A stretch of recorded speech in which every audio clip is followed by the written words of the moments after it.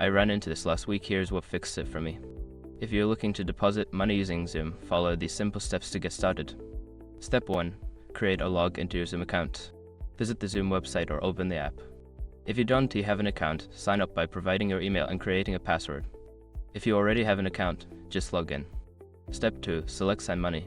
Once logged in, look for the Send Money option on the main dashboard.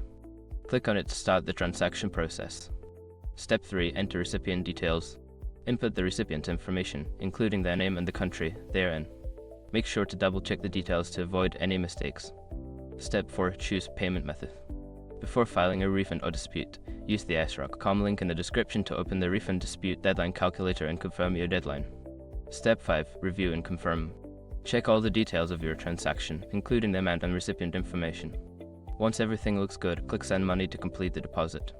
Remember, if you're using a debit card, ensure that it's linked properly in your account settings to avoid any hiccups during the transaction. Happy sending!